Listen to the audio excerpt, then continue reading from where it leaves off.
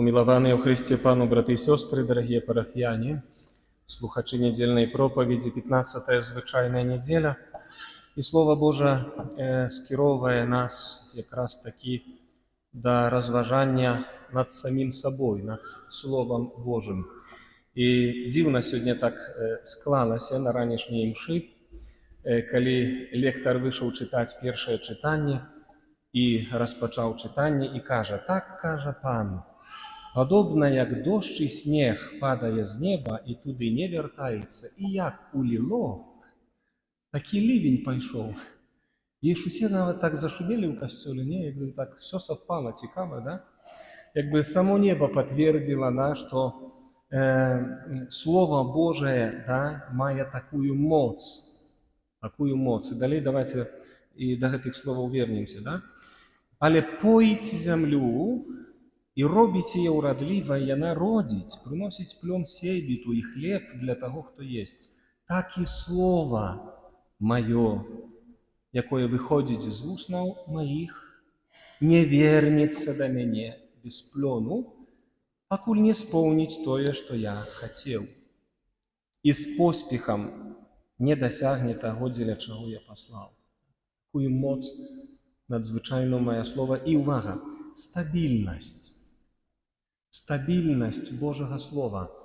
Як дощ неспинно йде на землю, да? І дає їй уродливість, узбагачає. Так Боже Слово неспинно буде гучати аж до судного дня. Это стабільність. Єсус у Євангелії каже, коли люди перестануть промовляти, каміння почнуть промовляти. Слово Боже буде гучати. Таку має моць, стабільність. Це вельми важна думка. Да? Навіть коли ми не завсюди його чуємо, не завсюди читаємо, не завсюди приймаємося, да, то Слово Боже гучить неспинно. Єсус, посилаючи апостолів, казав: «Ідіть і навчайте усі народи». І так Костел свою місію виконує по сьогоднішній день і буде до судного дня виконувати. Це перша думка. Єсус каже у Євангелії, тепер увага, для кого Слово Боже проповідується? Не для вибраних. Хоча Єсус сьогодні у приповісті каже, у ширейшій формі, коли хочете прочитати, то можна далі поглядеть Евангелие Матвея от уже дальнейших строк 13 главы. Да? Иисус скажет, что вам дадено познать таємниці володарства Божого, да? Что учням, які відкриті, дається познавати Божє Слово. Это вельми важно, что Слово Божие для усіх. Єсус каже, як дощ світить, як дощ іде для добрих і злих, і сонце світить для добрих і злих. Такий весь добрий Отець. Тому Слово Боже, воно дається усім, проповідується усім. І це вельми важно. І коли хтось скаже, я не чув Божого Слова, попитається оправдатися перед Господом, то це неправда. Слово Боже дається усім, проповідується усім. Сьогодні Біблія розтлумачена на амаль што ўсе мовы больш вядомыя свету. Доступно Слово Божие для всіх. Вось это першая думка, с якой хочу дзяліцца. А другая адносна сённяшняй прыпавесці. Пра глебу. Вось это ўжо момант наш. Со стороны Господа ёсць стабільнасць. Слово Божие даецца і прапаведуецца. І роль ягона такая, што пакуль не споўніць то, што Господь мае ў намерах сваіх, яно не вяртаецца. То есть неспынная такі дынамізм моцы Божага Слова. Да? Але Єсус у прыпавесці кажа, што плённасць пасеянага Слова Божага залежыць ад нас. Ад мяне, ад маёй глебы, ад сэрца майго, ад душы маёй. І вось тут для нас, хрысціян, для кожнага з нас, пэўны рахунак сумлення, насколькі я працую над глебай, насколькі не знехвочваюся і да якой катэгорыі я сябе магу внесці на сённяшні дзень у маім духоўным жыцці, на этапе маіх адносін з Господам ці там на шляху да Божага валадарства. Хочу одной такой думкой поделиться, каб мы не знехвочваліся. Бо калі мы ўсведамляем сабе, што не бачу я плёна.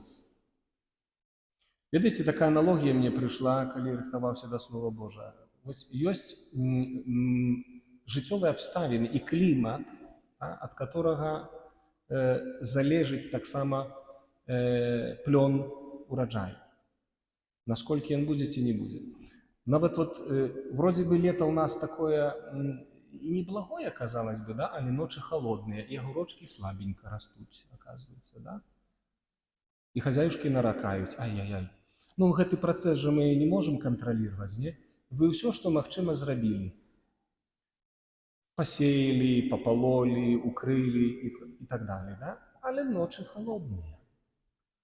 Есть пэўны климат, які не позволяе развиваться. И плён будет трошки горше, возможно. Бывает так, что уродливое надворье дадзено нам, и у нас огурки навалом, и помидоры не ведаем, куда девать. И не заўсёды это залежыць ад нас. Так вось, у духовным жыцці, мои дорогие, ёсць падобная аналогія. Калі Езус кажа ў прыпавесці пра валадарства Божае, ён таксама параўноўвае зерне, якое кладзецца ў зямлю, і ніхто не назірае гэтага працэсу. Мы глебу павінны падрыхтаваць, это няма сумніваў. Але ёсць такія этапы ў нашым духовным жыцці, калі мы адчуваем малы працэнт духовных пладоў у сваім жыцці альбо ввогуле неураджайнасць глебы. І мы опускаем ручки. Не уродила, но такая сухость, нема Божьей любови, нема радости, нема супокою. А где Господь, где любовь, где все плёны моей працы, моего терпения, усяго этапа, который уже я пройшоў у своем житті. Эй, ты не можешь это контролировать сам. А мусишь пережить этот момент сухости и далей довериться пэўнасці Божага Слова. Калі Езус тлумачыць шырэй сённяшні фрагмент Евангелия, да, то ён кажа так. Таму, хто мае, дададзена будзе і атрымае ў дастатку. У таго, хто не мае, адымецца тое, што мае. Калі ты ўжо некі этап жыцця духоўнага здабыў, прайшоў, выцерпеў, вымаліў і бачыў плёны духоўныя, беражы гэты скарб і не знехвочвайся сухасцю і бясплённасці тваёй глебай сёння. Чакай, маліся, давярай моцы Божага Слова. Можа, гэты момант патрэбны для нас. Каб мы занадто в гордыню не вросли. Бо я так развиваюсь, я так иду хорошо, у меня все получается, с Господом хорошо, с людьми хорошо, на молитве хорошо. И могу дойти до такого моменту пыхи, ганарлівасці, як у той прыпавесці пра багатага. Збяру сабе, построю многія там сараі, збудую, і ўсё, што у мяне атрымалася, положу и буду пить, гулять и расслаблюсь. Да? Плоды собрал и расслабился. Не-не-не. Покоры перед Господом и доверу Божьего Слова. А давайте вспомним еще прыпавесць евангельскую, калі не бачили плодов на древе. И господару кажуть: господар, давай вырубим это древо, бо оно не приносит уже никаких плодов. На что оно место займает? Что отказал господар? Не, давайте еще на 1 годик покинем. Обкопаем, навозиком обложим и будем чакать. Нам нельга ніколі знехвочвацца аж до смерти працай над нашей глебой. Калі нават ты не бачыш плодоў свайго духовнага жыцця, з пакораю даверыта Господу. Быць можа, гэты час патрэбны. Калі камяністая глеба, то это вядома, да? Єсус у приповісті каже: той, хто чує слово, приймає його з радістю, але не має в собі кореня, не стале, но висихає. Це вже інша справа формації глеби. Да? А коли гэта сухость, камянистость глебы происходит без твоей вины, ну, жил и працавал, любил, а тут раптоўна хоп и бесплодность, пустота, тишина. Не бачыш причины, можешь не бачыць, может, чего не разумеешь, может, помыляешься, але трэба довериться Господу, моцы Его Слова. И глядите, як мудро костёл сегодня молится у коллег тимшальных. Боже, Ты блукаючим показываешь святло Твоей правды. Мы все можем блукать. У духовном житті мы можем заблукать. Можем дойти до певного момента бесплодности и стоп, нечто не так. И мы молимся, как мы могли вернуться на добрую дорогу, и поможи, Боже, христианам откинуть, что суперечит нашей вере. Бо може так, що ми зашмат на себе надію складали. Самоупевненість. Я. А это, оказывается, не очень хорошая опошняя литера, принаймні в русской мові.